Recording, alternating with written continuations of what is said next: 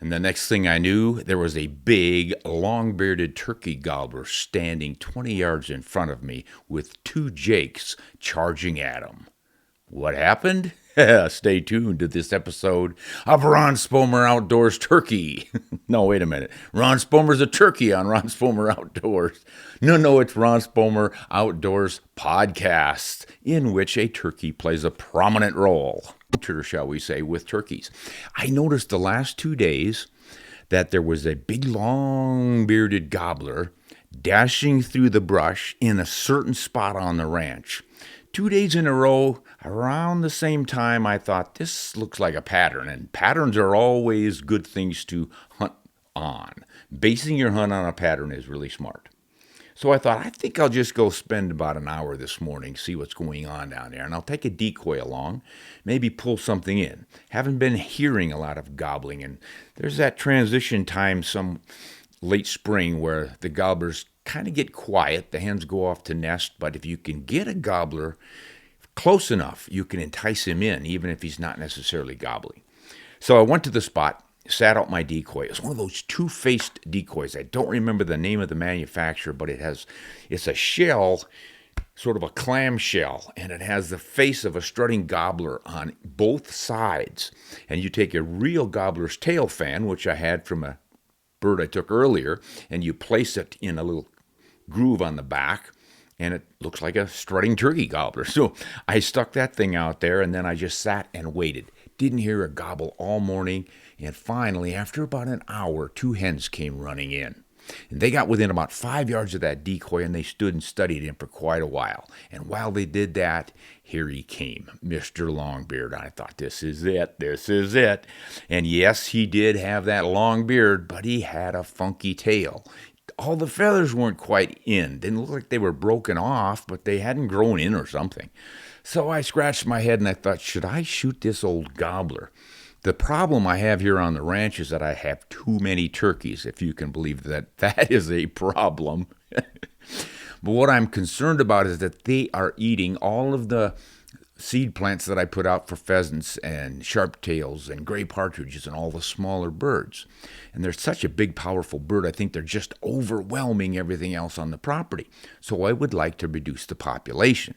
Well, you can't do that by taking gobblers in the spring.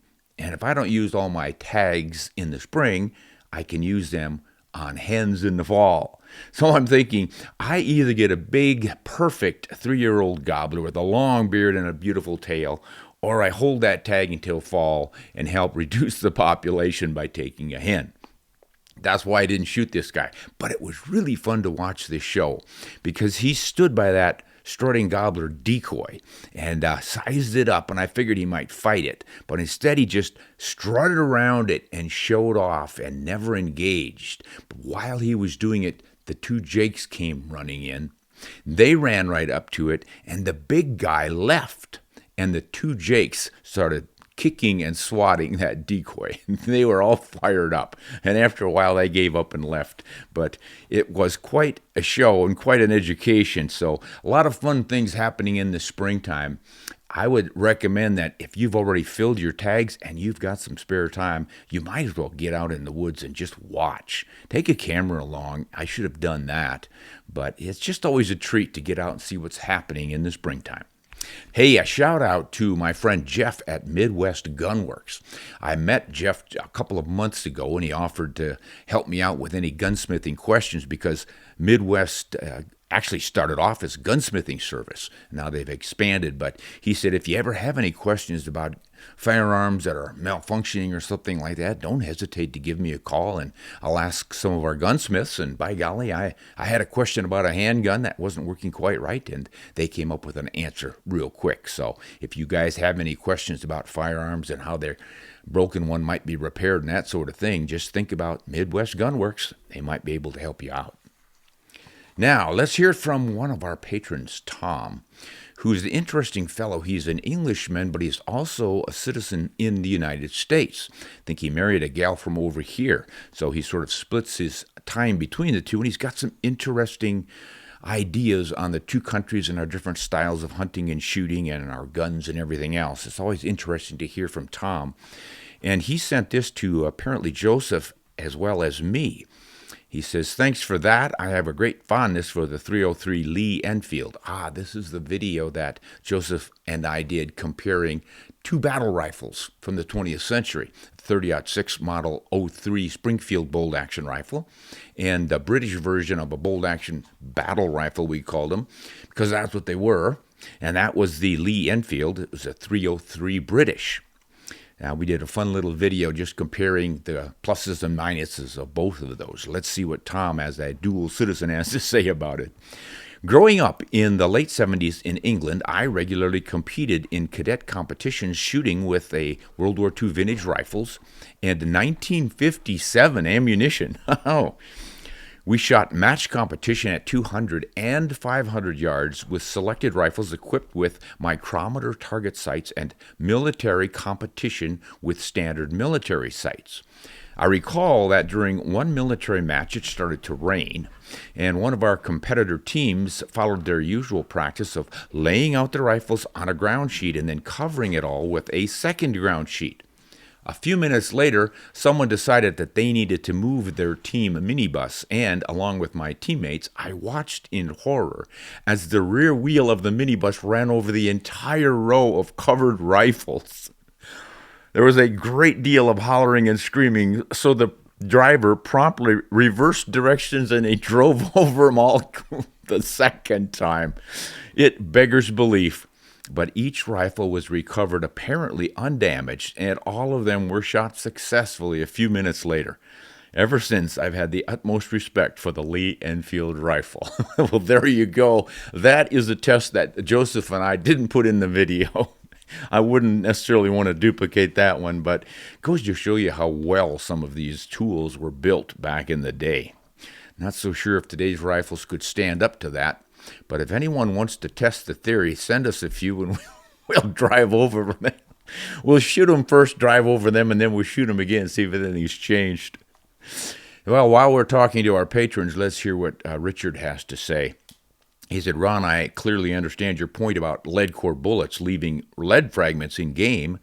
I was trying to test the expansion of some old 220 grain Remington Core-Lock bullets that I had, and I was double stacking two 5-gallon buckets filled with water, and I laid them end to end.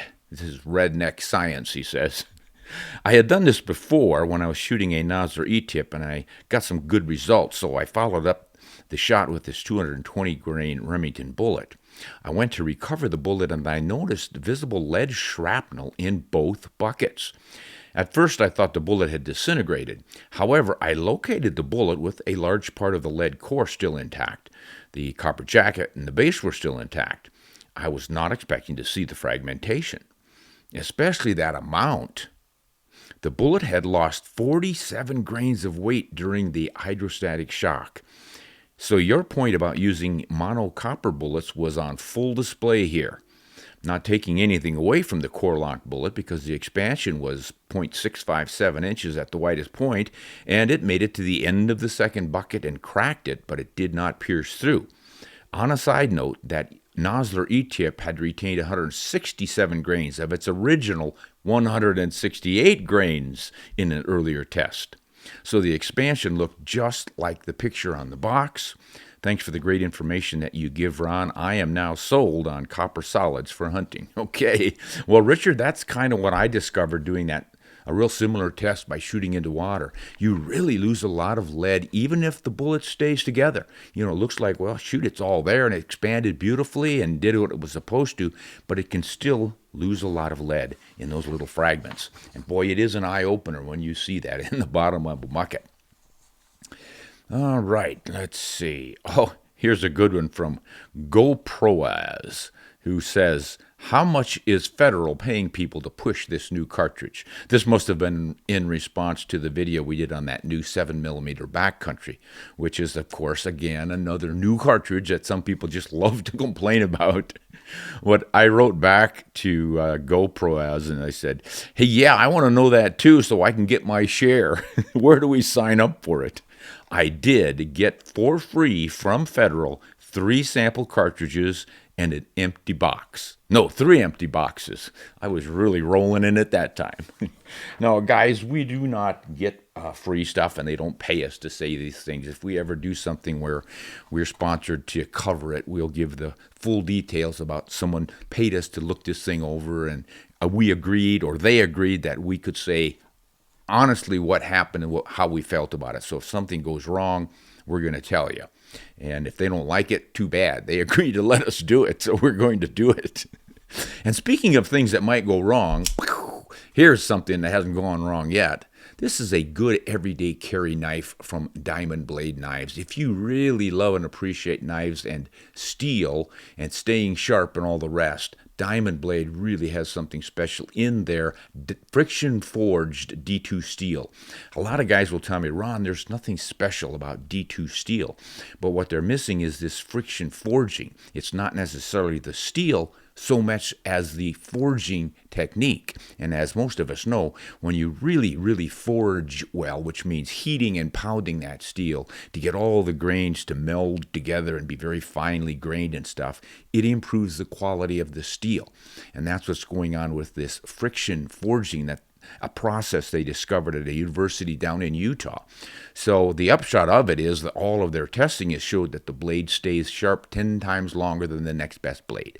And when they put it into a handy little pocket like this with a push button to free it, it really makes it handy because you can wear it on your belt or your pocket. Take it off, and if you're busy with a rope in one hand or something you need to cut, you don't have to drop it to open the knife. You just push that button and it pops open. So something really handy. If you want to check it out, Diamond Blade Knives has a whole series like this. Great little tool in my book. And of course, as you might have detected, Diamond Blade is one of our sponsors, and we really appreciate it. They're good people, good honest people, and they make a great product. Well, let's see what Mark Chester has to say. Say, Ron, I watch these videos because it's called Ron Spomer Outdoors. Where's Ron? He must have seen one by Joseph or Tate. Oh, somebody else wrote back in reply to Mark. That was the one they did, the 25 Creedmoor. Oh, that is response to that's a new video. That one was just out the other day. Yeah, we had Tate and Joseph cover the 25 Creedmoor, another new cartridge. Yes, another Creedmoor, something for you Creedmoor haters to slaver over. At any rate, a lot of people are commenting on that one, but let's see what. So if we have Mark saying that he's upset because I'm not on it. Okay. Then he gets a reply from Rick. And Rick says, Ron is very busy at times with conventions and banquets and doing product reviews and hunts and then going to meetings with conservation agencies, and he makes videos when he can. In the meantime, this guy helps out. Well, that's partly true, although I'm not going to that many conventions in the springtime. It's turkey season. I was going to say, that's not the Ron I know. Yeah, it's a turkey convention that's going on. J.W. Dundon says Ron is passing the torch to a new generation of outdoor writers. He is old. He's about to retire. In a few years, he'll be dead. Well, that's probably true. In a few years, I'll be dead, but I'm not retiring yet, by golly. Let's see what Abel Vargas has to say about all of this. Hey, it's nice to see Ron is passing down the passion and also giving both guys a louder voice. And David Vincent says, are we not sure that these two aren't in some kind of a competition to inherit Ron's channel and business? It's either that or they're part of the extended family through daughters and granddaughters. Now we're being accused of nepotism. No, gosh. What should we tell these people about Tate and Joseph, honey? We're expanding, and we're excited about having both of those on our channel. Yeah, it's not so much that I'm retiring and about to die, although maybe Tate and Joseph are hoping for that. But they're friends of ours, and they're local, and they're good guys, and they really know their stuff. If you've watched them perform, you can pick up on that. And yeah, I sort of am passing the torch. I could be Joseph's father, and I guess I could be the grandfather for Tate. He's a pretty young guy. But I do like to encourage these young guys in what their passion is, because it's pretty much the same as mine has been all these years that I've been involved in the business. And somebody does need to eventually carry on. So I think it's kind of good to encourage the younger generation and help them all, although these two gosh, they don't really need that much help. Although Tate will admit that he does not have quite as much experience as Joseph and I do with various rifles and cartridges and such. But boy, he's willing to learn. And I like the perspective that brings. It's nice to have someone on who asks pertinent questions about things that old guys like I may think are everybody already knows, and I forget to mention them. And he's enthusiastic too, both of them are, and they contribute a lot. And what I have really found out and appreciated is it's so much more fun to make these videos when these guys are involved. They give me ideas and energy that I might not necessarily have without them, and vice versa. So it seems to work out pretty well. Yes, and I'm enjoying it because they bring videographers, so it's just not Ron and me. Yeah, it does make it a little easier, although Bessie gets extra work in making lunch every day. She's really taken on the grandmotherly role with these guys. She says, oh, the boys are coming over to make videos today. What should I make for lunch? She gets all excited. Betsy never used to get excited about making lunch. No, it's just I don't have to go out and be the videographer. Yeah. Okay.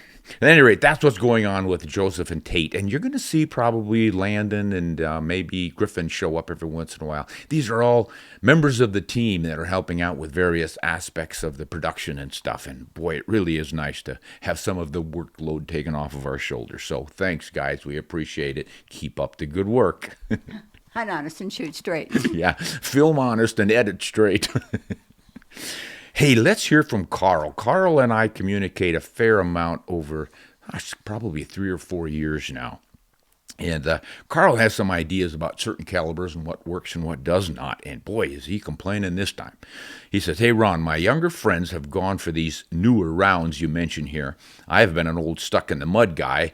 Couldn't venture too far from my 270s, 6s, and 300 Win Mags. I wouldn't be using the 6mm or the 6.5 Creedmoor, except a friend twisted my arm. And anytime I hear anything about a 7mm, I recoil, so to speak. Me, along with 3 other people I know, are singing the 7mm blues. I will not bore you with the many 7mm horror stories I know of and personally have had, but I've had enough to say the bad accounts add up to more than a fluke occurrence. I often record my shots while deer hunting. While I recently was looking at an old hunting video I took, I came across another case I'd forgotten of a perfectly hit buck that went over 100 yards using this 7mm Magnum. I assume he means Remington Magnum, with a 150 grain bullet. I know you've said my expectations of near instant kills are too high, but still, I've killed enough deer to put different rounds into different categories, and my 7mm Magnum comes in dead last. My 22-250 with a 77 grain bullet kills deer routinely like a bolt of lightning. So I got to talking with another friend who's using his 22-250 on deer, and we both arrive at the 40-yard theory. And that means most deer are hit with a 22-250 go 40 yards or less. The 22-250 also has accuracy, and accuracy that breeds reliability is a wonderful thing, especially when it's coupled with knockdown power. My 7mm Magnum bragging points ends with accuracy. I have not lived long enough to try these newer rounds you mentioned here in combat. Still, I'd be interested in hearing about how other people do. And by combat, he's got that in parentheses, meaning in hunting season. I will add one other round to the sour lemon load that reliably did poorly on deer for me, and that was the 270 Winchester with a 100 grain Spire Point bullet. Over and over, I've had to chase down deer with that load. The most revolting case was a small buck I hit at 50 yards in the base of the neck, and it ran off, and we finished it off hundreds of yards away from where it was shot. And then he mentions that it was hit in the neck, and he just hit meat. Yeah, and of course, that will happen with a neck shot. It's one of the things I always say about neck shots. Sounds great, but if you don't hit the spine, you just get a flesh wound. And that's what he describes here in rather gruesome detail. But he just does not think much of either the 270 or the 7-rem mag. And in response to that, of course, I go, now, the 7-rem mag hasn't become the world's most popular and successful 7mm by being completely ineffective. And his mention of the 22-250 hitting harder, that's just physically impossible. And the 270, I don't know, Jack O'Connor was wrong all those years. That's another extremely popular hunting cartridge that's known to many as one of the best all-round mule deer and whitetail hunting cartridges you can use. So maybe Carl's issue is that he's using it with a 100 grain Spire Point bullet instead of the more common 130 grain or even the 150. But regardless how you spin all of this, what I wrote back and told Carl was, geez, you really need to focus on your bullets, I think, because it just doesn't make any sense that a 7 mag shooting a heavier bullet just as fast as the 22-50, it's probably landing with a lot more energy. It just has to be because it's going so fast with a heavier bullet. You add it all up and it has more energy at all distances than a 22-250. But what was the bullet? So if that 22-250 bullet is doing a lot of aggressive expansion and even breaking into pieces, that tears a lot of tissue in a hurry and spreads out that energy over a greater area and perhaps hits a few more nerves or something. I've seen the same effect, but the 7mm, I've had similar results with that one. So other folks can weigh in on this. You always get people who think one cartridge is worthless because of some experiences, but it sounds like Carl is not just going off of one or two, but quite a few, plus those of his friends, and sort of adding them up. The bottom line, I think, for everyone is to use what you have faith in. A round that you know works for you, has in the past, and you believe it'll work. I just think that contributes a lot to your success. Whether you just shoot more carefully with it or what, I don't know, but I wouldn't throw it away if it's working well. And if you don't like 7mm, that's fine, don't like them. But do remember the 7x57 Mauser and all that it's done around the world and all the other 7mm, I found them to be kind of that, what I call the sweetheart caliber. Not too big, not too small, and you can get bullet weights from 100 grains all the way up to 190 grains these days. So the 7s can be just as versatile really as the 30s with the right bullets at the right velocity and all the rest of it. So do consider everything. All right, let's see what Kurt has to say. Kurt Wise said, I agree. Nothing compares to the 30-06 for versatility because you can go from 100 grains for varmints to 200 grains for black bear. This cartridge has taken every species in North America. Well, Kurt, you sold it short because it's taken just about every species around the world. I've seen it in Africa, and it's been used there for everything, including rhinos and elephants and you name it. So, yeah, but let's see. Oh, I replied and said, there's one thing you're not considering, though. A lot of people will say the 30-06 is the most versatile cartridge for these reasons, but the 300 Win Mag would be more versatile because it shoots the same bullets, but it shoots them faster, so it will do better with the heavier bullets. And then if you're talking that direction, you go to any of the 300 Magnums, and they're going to be as versatile as the 30-06, but more powerful. So I would say they are more versatile. But if you want to throw recoil tolerance into the equation, you might not like them so much because they're definitely going to kick a lot more than the 30-06.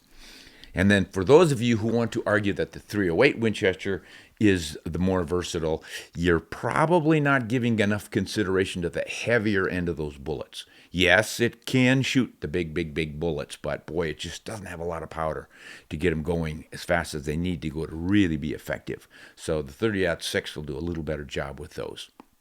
But once again, if you appreciate whatever cartridge it is you're shooting, stick with it if it works for you. Now, let's see if Betsy has anything good for us here. She says she piled up a whole bunch of questions for us. All right, Betsy said that these are questions that she has pulled off of Ron Spomer Outdoors website, comment section there. And this is Ryan from Alabama, and it looks like we have visited with him before. He's saying, hey, Ron, this is Ryan again from Alabama. Thank you very much for answering my last question during episode 409. You told me to write back if I remembered, which I did, to tell you what I had picked out. Well, I went with the Bergara B14 HMR chambered in 6.5 Creedmoor. That is a popular rifle, and it has an excellent reputation. I've shot it quite a bit out to 300 yards on some ranges, but haven't had a chance to hunt with it yet. But boy, I just have a lot of friends who love that one. That and the Tika are really getting a lot of fans these days. So Ryan continues, I know a lot of people will disagree with me on my choice of caliber. Ha ha. But ammo is available and it'll exceed my expectations and it's a round that I can afford. If I went with something even more expensive, my wife would end up with a brand new rifle after she divorced me. Just kidding. Lots of laughs. Okay, well, thank you once again. I wish you many more great hunting and shooting experiences. Keep doing the great work that you're doing. Take care and God bless. Well, thank you, Ryan. I'm glad that worked out for you. Sounds like you made a pretty well-reasoned and sensible selection there with your 6-point Creedmoor, 6.5 Creedmoor. Make sure I've got the right Creedmoor here because there's a 6.5, a 6, a 25 now, and a 22. So the Creedmoor family is growing to the chagrin of the Creedmoor haters. But remember, Creedmoor haters, the first Creedmoor cartridge was out in around the 1880s. All right, Walter from Oregon. Hey, Ron, since Field and Stream says that over 90% of big game is shot at ranges under 100 yards, why have manufacturers and gun writers made such a big deal of all the hotshot cartridges with effective ranges out to 500 yards plus? That doesn't seem like hunting to me. I have hunted in multiple countries, multiple states, and just once shot a deer beyond 300 yards. I maintain that a 6.5 by 55 will do everything a hunter who is practiced needs to do up to a bear-sized animal. Africa is a different story. I almost got myself killed shooting a rifle that should have been bigger. Walt, what was the story? There's a great build-up and you left us hanging. You've got to write back and tell us how you almost got killed shooting a too small rifle in Africa. I mean, this is the kind of story that gets people to want to buy a bigger rifle, right? Use enough gun. I'd love to know what happened to you. But as for your main point here, you're absolutely right. Why are the manufacturers and we gun writers making such a big deal of the new hotshot cartridges? A couple of reasons at least. Obviously, as many complain, they just want to sell more guns and ammo. Well, of course they do. That's why they're in business. It would be like Ram and Chevy and Ford not making new model trucks every year. Hey, just use that old 1977 model. That was plenty good enough for you. People are always coming up with new things, and that helps them stay in business. But the other reason is we make a big deal about them because it's something new, and people are always interested in the new and the improved. And it's just kind of a technological itch I think we all have. I mean, face it, we are a technological animal, a tool-making animal, and we are always enamored of the new, better, this and that. You name it, we like it if it's new and it does something better. I think that's why we're going to all end up with robotic house cleaners and such here in a few years. And I can't wait. Betsy can't wait. I wouldn't mind it myself. But applying it to hunting, though, you're right. This is the dichotomy. We have always wanted better bows and spears, and then better muzzle loaders and cap locks, and on down the evolution of shooting implements for hunting. It makes us more successful hunters. But I think we have gotten to the point now where we probably could hire that robot to go out and get our deer for us. Well, what is the fun in that? See, this is the dichotomy I'm talking about. We go hunting because, yes, we like to get our game and make a great shot and use our tools and everything. Oh, that's wonderful. But we also like to get out into nature and reconnect with the real world, because deep within each and every one of us is this innate need to be what we were created to be, a part of nature, an integral part. Now, if we were, say, a ruminant like a deer or a cow, we would want to get out in the springtime and eat that lush new green grass. But because we're omnivores and we eat meat as well as vegetation, come fall hunting seasons and you've got this urge to put up the winter meat supply as well as the winter wood supply, you want to get out and hunt. You want to get close to game. You want to smell the autumn leaves as they fall, and you want to feel that brisk autumn air that reminds us winter is coming and it's time to get to work doing what humans have done for thousands and thousands and thousands of years. Bring in that winter meat supply. And I love to just get out there, and the closer I can get to animals, I want to hear them and smell them and just almost feel them. And that means I want to get closer. But then again, I'm practical, and if it's getting to the end of the season, I don't have that freezer full, and I've got a 300-yard shot, and I have the skills and the tools to do it, I want to be able to do that.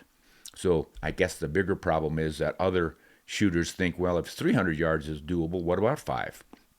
And then they go to the 6 and the 8, and then you hear about these 1,000-yard guys. And yeah, I agree that some of them lose track of why they are hunters, and it becomes all about the look at how far I can shoot.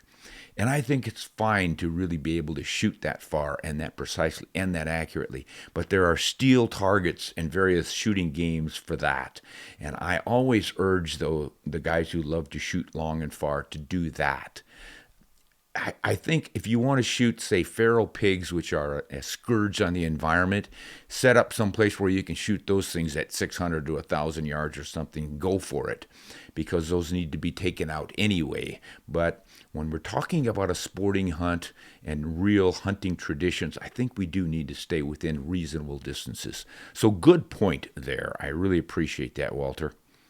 How about Kevin in New Mexico? Hi, Ron. Thanks for all the info you share. I have a question for you regarding bullet selection. Hey, I'm glad to hear this because too many of us select on cartridges and rifles and kind of ignore the bullets, and that's what's doing all the work. So I'm glad to hear it. Let's see what he asks. Kevin wants to know something about a 30-06. He has a Sacco A7 30-06 in a 24.4-inch barrel. 1 in 11 twist. I'm interested in settling in on a Monometal bullet factory load. Ooh, for all critters, antelope to elk. Then he's going to send in for a loopholed CDS dial for his scope so he can dial precisely to the ranges. Good. Well, I've heard that dropping down in grain size of bullet is recommended for monometals. So a 180 grain down to a 165? Should I consider dropping even lower to, say, a 150 for more speed, or is a 165, 168 the ticket? Hey, that is a great question. The basic step is right. You go down to a lighter bullet because 2 reasons. One is the stabilization thing. You got a 1 in 11 twist, so that's not the fastest twist in the world. A lot of 30-06s are 1 in 10. Most of them, I think, are. And that gives you a better chance of stabilizing a longer bullet. The 1 in 10 should stabilize a 220 grain round nose, should do well with the 200 grains and 210 grain boat tail spire points, but you get a boat tail spire point in a 168 or heavier copper bullet, because that copper material is less dense, it gets stretched long enough to be the equivalent length probably of that 220 grain or a 210 grain boat tail spire point kind of bullet. And then you might not get your accuracy. So you step down to make sure you're getting good accuracy with your twist rate. But then you can freely step down in weight without worrying about adequate penetration, because these bullets retain so much of their weight in their shanks that they continue to drive deeply through animals even after they have expanded.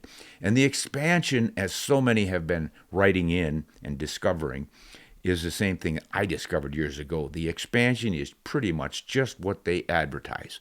We've all seen the pictures of this bullet and that with a perfect mushroom.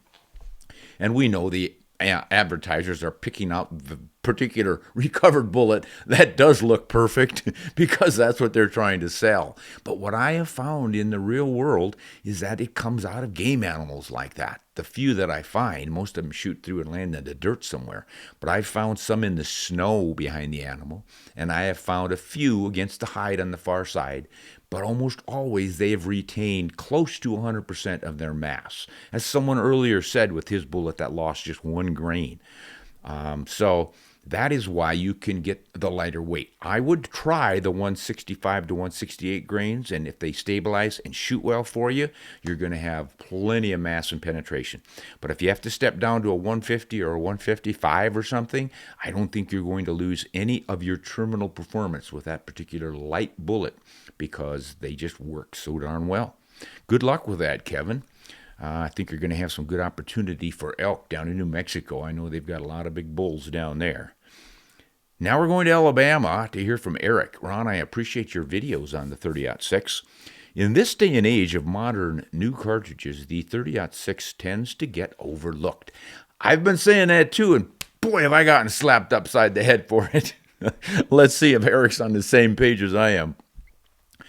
The 30-06 is more than capable, but why do you think it isn't part of the discussion as much as it should be? I had the opportunity to build a custom rifle on a commercial Mauser 98K action from the 1970s, and I chose the 30-06 with the Serengeti Boar Rider Reamer from Pacific Tool and Gauge. It's the classic 30-06, but with the modern match-grade tight throat tolerances that lend greater accuracy potential. Good point. In this modern day, the 30-06 is greater than ever. Thanks for your videos. I greatly appreciate those. Thanks, Eric. Yeah, Eric, good points there. And that's one of the reasons I think why the 30-06 might not be quite as popular as it probably should still be. It's the realization that the throats are a little more generous than they need to be.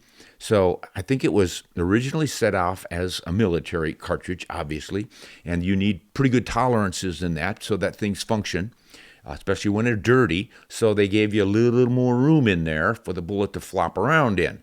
If you can imagine a bullet in a cartridge flopping around, but there's just enough little bitty hair of a space in there for it to maybe lie not perfectly in line with the very center of the bore, and that can decrease accuracy a bit. The advantage that 308 Winchester has over it is that they have built and tuned a lot of rifles with match-grade chambers, and then they will load their ammunition to match-grade specifications, and it shoots more accurately on average. So it starts to take over. The fact that it's a short action and can be chambered in AR-10s and that sort of thing also helps, I believe. But that's just one of the things that sort of pushed the 30-06 into the background. Now, if you mention that, the 30-06 seems to be slipping or maybe even, dare I say it, heading for obsolescence. Ooh. People are going to scream and yell and say, are you kidding? Why, everybody has one, and it's been around forever, and it's the mother of all cartridges, and it's the greatest on the planet, and okay, we get it. But nevertheless, he's right.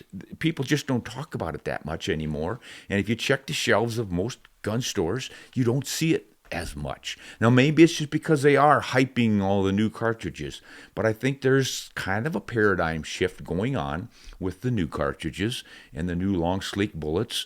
And yeah, I think it's driven a lot by younger shooters because they don't focus as much on hunting as we used to do. So they're not saying, I need the perfect hunting cartridge, the most versatile one for hunting around the world.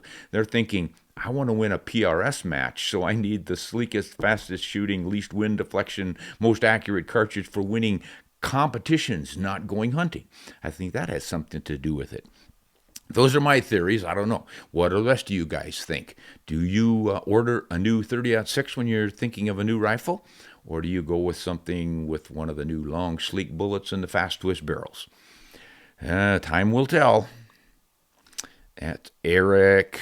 Eric, I've got him on here twice, but I think he's asking the same question. That was just a duplicate.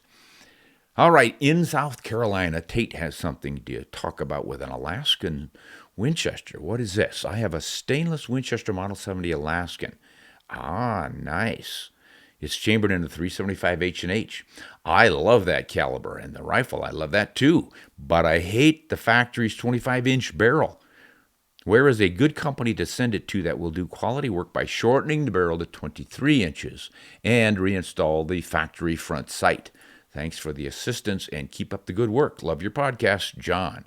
Good question, John. First of all, I would say they gave it a factory 25-inch barrel to take full advantage of the 375 H&H and its potential as a great African rifle, where a lot of the hunting is done in fairly open country, and they figured you don't really need a super short barrel, and a lot of people would like the longer one, but I'm kind of with you. I don't know that I'd want to drag around a 25-inch barrel when I could get by with a 24 or 23 or even a 22, but most of my 375s, I'll go with a 24-inch barrel. Haven't been an issue for me. But it doesn't matter what I like. This is your rifle, and you want it to have a 23-inch barrel. Now, you could check out Midwest Gunworks. They offer gunsmithing services. I don't know if they do everything, but I would imagine our gunsmiths, a whole bunch of gunsmiths got together, start that firm. So check those guys out, and I'll bet you if they can't do it for you, they can certainly put you in touch with someone who can. What I've noticed about gunsmiths over the years is one might be from New Mexico, and he might know somebody from South Carolina who does similar work or better. So check that out. Yeah, you shouldn't have a problem. That's kind of basic stuff, and any good old gunsmith ought to be able to handle it. But check out Midwest Gunworks. I'll bet you they're going to be able to fix it up for you. Now, what about our RJ over in Whitefish, Montana? Hey, that's a good location. If you love beautiful country, Whitefish, Montana is in it. That's up there by Kalispell, and then you've got Brain Dead National Park. Glacier. And you've got Glacier National Park up there. Highway 2 cuts across. It's gorgeous wild country, but go before the summer rush because, oh my gosh, the tourists have really discovered this place and they overwhelm it. But it's still gorgeous. A lot of great gun companies up there too. Hammer Bullets is not far from there. And I think McGowan Barrels is made up there somewhere in that area. Several more. Kimber used to be up there, or at least the man who was doing the PR for him. So good country. Let's see what RJ up there has to say. Hey, Ron, I hope you're doing well. This is as well as it gets, sir. I need your help with deciding if I should find another rifle and or cartridge. And if so, which ones? Well, according to some people who write in, I'm being paid by Federal and Hornady and Remington and Browning and everyone else to sell guns and ammo. So yes, you definitely need one. Now that that's out of the way, I am trying to cover all the bases for hunting in Montana, with everything from small birds to large elk, but I'm having a tough time deciding which cartridges to choose and if I've got enough options for my needs. Oh boy, there's plenty of options out there, buddy. So far, I'm looking at buying a Ruger Gunsight Scout in .308 Winchester. Oh, he's got more than one here. There's where he's going with this. I was thinking, how are you going to get birds and elk in the same gun? He's going to get a Ruger Gunsight Scout in .308 Winchester, a Mossberg 940 Pro in 12 gauge. That's an auto-loading shotgun. That's a good one. Boy, they build those to military spec. They are tough and smooth. And then a Ruger 1022 Sporter in .22 long rifle. I can get behind that. A Marlin 336, that's a lever action, in .30-30 Winchester. That's fun. A Ruger Hawkeye African in .338 Winchester Magnum, and a Ruger Mini 14 in 5.56/223. Also use that for home defense if I need to. So, even with all these options, I can't help but feel like I'm missing out on something. But I'm not sure what it is. It seems to me like this will cover all wild game up here, from black bears to bull elk to whitetail to coyotes to squirrels to grouse. If you have any suggestions for other cartridges, I would look into those. I'd greatly appreciate it. So, love your content. Keep it up. Oh boy, RJ. Yeah, you can do like the rest of us here and get one of everything. Or you can get by with what you have. I don't see huge gaps in here anyway. The .308 Winchester covers everything, really. I mean, it doesn't have the reach and the range of a .300 Magnum or something, but you stepped up to the .338 Winchester Magnum, which is plenty of oomph for big moose and elk, and great for bears, of course. You don't need it, but if you come across a grizzly, he might insist that you use it by biting you first. Don't take him before he takes you, or you'll be in big trouble. Oh, golly, you've got the shotgun. You've got the .22 rimfire. The 30-30 lever action is mostly for fun. I mean, there's nothing it's going to do that your .308 can't do, but it is really fun to work with one of those in heavy cover especially. And then your Hawkeye African in .338, boy, that could do everything and anything. And you've got the 22 for coyotes and that sort. If you want a little more flat trajectory and reach, you might look into a .22 Creedmoor. That is a ballistic twin of the .22 250 Ackley Improved, which Grandpa Ron has been using for a good 30 years now.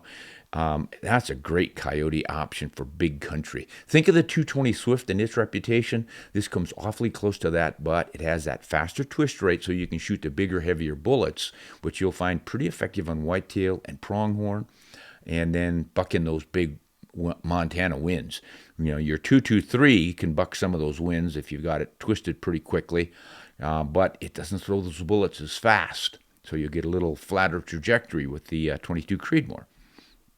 And you really don't have to go with anything heavier. So much as I'd love to see a 7mm there somewhere in your options, you really don't need one if you've got the 30 caliber and the 338 Winchester Magnums. So I think you're set, but according to everybody, I am supposed to tell you to buy 5 or 6 more rifles. And then in a couple of years, trade them all in and get new ones. That's the way this business works, by golly. We're just trying to sell more. All right, this is from Tor in Norway. Hi, Ron. I have a situation here in Norway that I would love to hear your take on. And then parentheses, my English sucks. Buddy, your English is better than a lot of Americans I hear from, so I wouldn't complain. It's way better than my Norwegian, I promise you that. Oofda. I have shot moose for several decades with my 308 rifle. 180 grain Norma Oryx bullet with 46 grains of Versatility N550 powder driving the action. That's a good combination right there. Now, legislation in Norway is changing, and I'm trying to work out a load for lead-free. I got a bargain on 300 Barnes TTSX 150 grain projectiles, and I hope to use these on moose.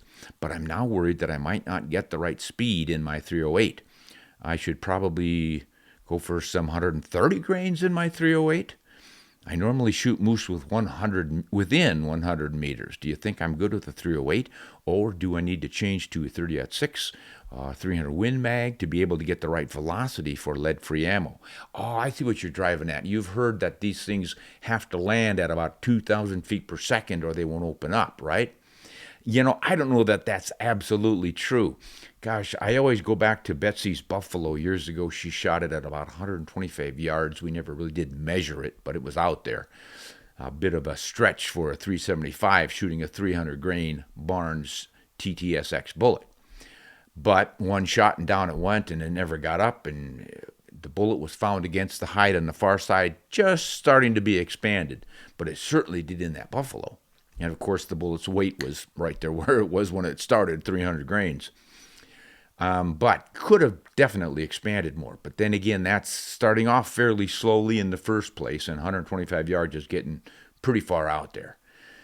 I have shot some pretty long ranges with some of these bullets, and they opened up fine. It took, I remember, an elk at 450 yards with a 280 Ackley improved.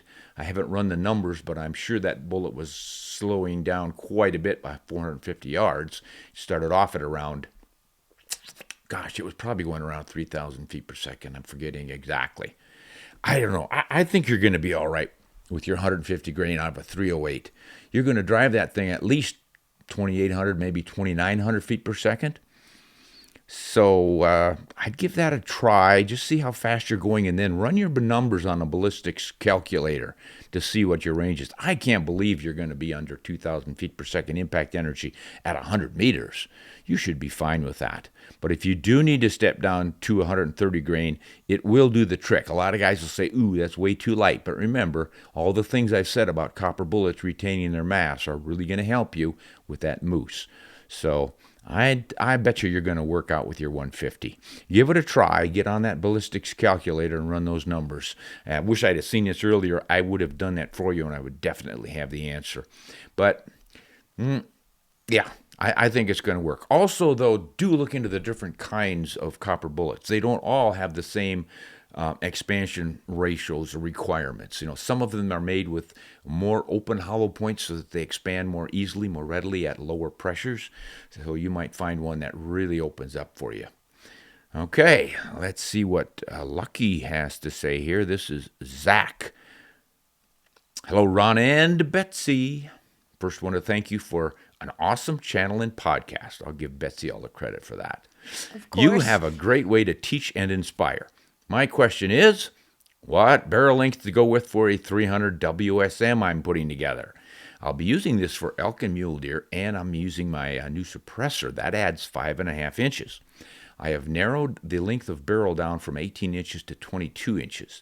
I plan to shoot bullets in the 160 to 185 grain class. In your experience, what Would the velocity loss in the 18-inch be too much? Or would it be comfortable taking game out to 500? 500 yards is the max I would ever shoot in under great conditions. Thanks so much for taking the time to read this. I appreciate you, Ron. P.S. What bullet would you choose for this rifle hunting out to 400 and 500 yards? Oh, boy. Well, this 300 WSM is almost identical to velocities and performance to the 300 Win Mag. Just in a short action with a fatter case. I have one that does do just what my 300 Win Mag does, and I really enjoy that short action lightweight rifle. It's an HS Precision. Deadly accurate. Love it. But I haven't played around with a lot of different loads in it. I think you're going to do fine with your 160 to 185 grain bullets in that thing. You're definitely going to lose some velocity going from a 22. I got a 22-inch barrel on mine, and I've lost maybe 40 to 50 feet per second from using a 24. If you get the right powder, and you got to play around with your powder now. If you shoot a lighter bullet, you'll get to use a faster burning powder. You use the faster burning powder, and you get to burn more of the powder before you run out of barrel. So the combo's kind of working for you here. And if you're using a copper bullet, you can go with your lighter weight and still maintain the good terminal performance. So I think you're on the right track here. I think you're going to do all right with an 18-inch. Obviously, you're not going to be maxed out. Figure that you're going to lose about an average of 35 feet per second, maybe 30, for every inch of barrel you cut off. So knocking it down, I think you're going to be all right. I really do. And given that you're going to work what everybody does these days, pretty much, is dialing. If you're talking 400, 500 yards, you're not just hoping and prayer and launching one out there. You're going to dial, right? Well, once you know your drops, doesn't matter. You just dial to 400 yards, 425, 430, whatever you're dialing to, and it should drop right in there. But do practice and train a lot to make sure that that is absolutely going to happen. But your setup is capable of doing it. The 300 WSM, the 160 grain bullet, even 150 grain Barnes X would work well for you. So give it all a good, careful study. Work those ballistic calculators, guys. Whenever you're thinking about these things, go to those calculators. Figure out, go to, say, Hodgdon.com. They've got loads for just about every powder in the world on there, and they'll give you a real good idea what you're going to get from a whatever barrel they specify. They usually work with 24-inch, and then you can knock off that 30 feet per second for every inch, and you'll get a pretty good idea of what you can expect. And then if you think you're close, give it a try. Now, one thing you might do, it might be convenient, it might not, but if you've got good access to a gunsmith, somebody who can cut that barrel off for you and recrown it, you can always start with a longer barrel, and if you think, hey, this probably could stand to get lopped off a little more, you can step down to 18. Don't start at 18 and hope to glue a piece on to be a 22. That never worked for me. Okay, we got a little time left here. Let's talk to Shane in Alberta. To begin, I will say that your show and your podcast helped me make it through my workday. Well, good. I'm glad I can help out there. Some people say it helps them get over the day and they go to sleep. But either way, I'm helping. That's what matters. I was hoping you could give me some info on Namibia. Oh, I might be able to do that. I've hunted there quite a bit. For context, my girlfriend's daughter has been selected to go over there with our national NASP archery team. Well, that's cool. The trip includes a safari, so I would like to see her go well informed. Thanks for any insight. Well, that's interesting. Congratulations to her for getting over there on an archery team. That sounds like a lot of fun. Now, gosh, yeah, if it concludes a safari, I assume that the safari provider is involved in this, right? You need to talk to them. I would guess that they have the name and a website and or phone number, email, some sort of a contact. Get a hold of them and ask exactly what's going on. I have hunted right outside of the major city where you fly in, Windhoek. It's spelled wind, Hoeck, Windhoek, but they pronounce it Windhoek, the locals. And I have hunted when I could see jets on their final approach to land, and I was out in the pastures hunting wild country right there. So you could end up hunting pretty close to town, or you could go several hours out. Who knows? They might even get you in a small plane and fly you out. You got to call a PH to find out what's going on there. And once you get that figured out, for the kind of context you want to know about, it's similar to the drier parts of West Texas. Think thornbrush kind of country, pretty darn dry, gravelly soils in most places. There are some sandy places too, but probably not going to end up in any what we would call farm dirt country. It's just mostly a desert. And some of it's beautiful desert. There's some canyons and rocky places, a lot of little hills, rocky hills. They call them koppies, meaning heads or tops that pop out of the flat grounds and stuff. So just figure you're going to be hunting at some crunch, crunch, crunch when you're hiking. Quite a bit of thorn brush and or grass. Could be some really big open country for some fairly long shots, or it could be in tight and close in the brush. Some of them will hunt over water holes and put you in a blind, which makes things pretty easy. So you really do need to make that contact. The animals, gosh, you're going to be looking at things anywhere from the size of a 20 to 30 pound diker and steenbuck up through the deer-sized animals, and then potentially up to an 1,800 pound bull eland, the world's largest antelope, quite a few of them over there. 600 to 700 pound oryx and kudu, and just all kinds of remarkable stuff. I would imagine on a thing like this, they would probably have the girls, the archers, shooting at impala, some of the common smaller antelopes. But who knows what sort of a safari they've offered? Maybe some warthogs. But either way, it's going to be a wild adventure. It's going to be a great lot of fun. She's going to see a lot of animals. That's always the wonderful thing about these safaris.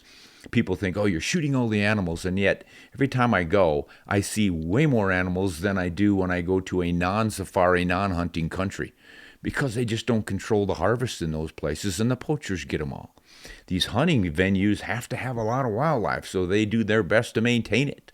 So they do great management, have a lot of animals. There's such a species diversity that she'll see probably a half a dozen different animals that she's not hunting while she's hunting the one she is hunting. So she's going to have a blast. The weather will probably be, I'll check on the time of year. It can be surprisingly cold. We've gotten frost on the old dog bowls in the morning quite often. There'll be some ice in July. That's your winter. Just think, flip the seasons. It'll be hot here. It'll be cold there. But generally, you're looking at maybe 40 in the morning up to 70, 75 in the afternoon, maybe 80. So pack accordingly. Probably won't be any rain. You don't have to worry too much about that. But your pH should fill you in with all that. The folks, the people, they're wonderfully helpful and friendly over there. Nice, friendly, peaceful country. We always feel pretty darn safe. It's not like that in all African countries, but Namibia has done a pretty good job. So, gosh, I wish her the best of luck and have a good trip over there. Hope she enjoys the heck out of it. Well, I think we have time for one more question. And this one is going to come from Colorado. Leo. Leo says, Ron, no doubt you have a few notes in your inbox over this. I just wanted to write in and say that Alvin York was from Pall Mall, Tennessee. In your podcast, episode 410, you said that he came from West Virginia. I guessed that he had come from West Virginia. I'm also pretty sure that he used a 1917 Enfield in France. Whoa, that one I didn't know. Not a 1903 Springfield? It surprises most people to learn that the majority of American troops in France were given 1917s. I have read, I can't remember where now, but I've read that 75% had the 17 by the time of the armistice in World War I. Thanks for a lot for some wonderful shows. I'm a longtime listener and enjoy it. I am in college in Michigan studying theology, and I don't get to hunt as much as I did growing up in my family's ranch in Colorado. But I sure enjoy listening to you. It always brings a smile to my face. Christ's peace, Leo. Well, thanks, Leo. I didn't know that. Wow, anybody out there with information on this? I'm imagining Leo's done some research here. I did hear from several people that Alvin York was from Tennessee mountain boy, and boy, could he shoot. And, of course, we related a tale of him capturing, I don't know, a bunch of German soldiers when he got to drop on them in a trench from the side. And Here it claims he was using an Enfield rifle instead of the good old 1903 Springfield in 30-06. So if that's the case, we'd like to get confirmation from anyone else out there. And that looks like it. Betsy's signaling that we need to have a comment of the week, right? Yes.